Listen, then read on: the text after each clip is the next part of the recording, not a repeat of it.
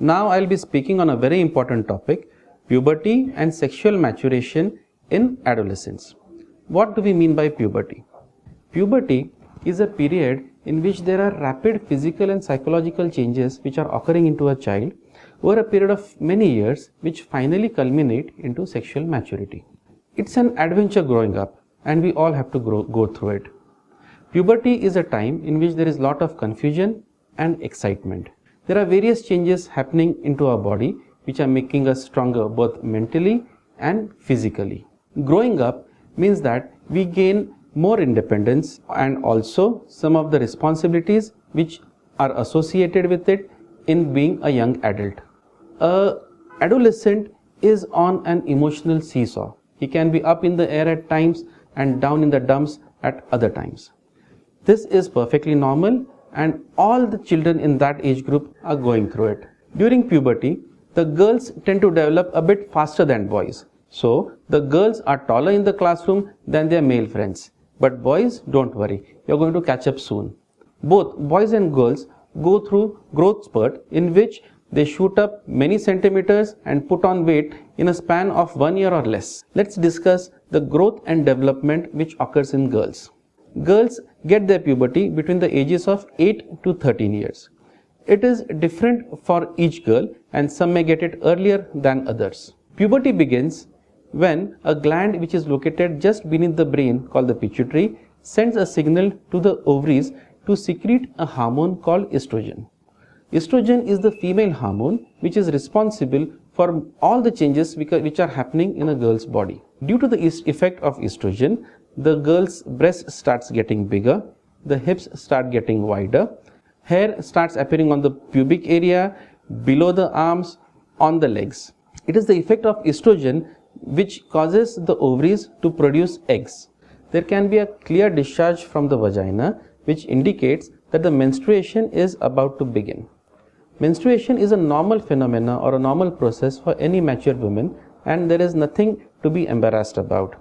Menstruation indicates that the girl's body is now ready to bear children, but that does not indicate that the adolescent is ready to cope up with parenthood and its other aspects in any other way. Let's discuss the female reproductive system and the menstruation. A female reproductive system consists of ovaries, fallopian tube, uterus, and the vagina. The ovaries are the organs which have several egg cells.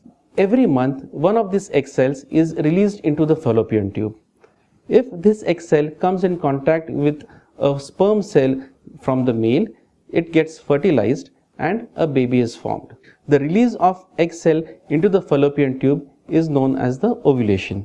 Every month, a woman's body prepares itself for a fertilized egg by the development of a soft spongy layer of cells called the endometrium inside the uterus. If a fertilized egg enters the uterus, it attaches itself to the endometrium, which provides it nourishment as it grows into a baby. Most of the times, the egg is not going to get fertilized. So, the endometrium starts dissolving itself into a reddish fluid which flows out of the uterus and the vagina and out of the body. This is known as menstruation. In most of the girls, the menstruation occurs after every 28 days.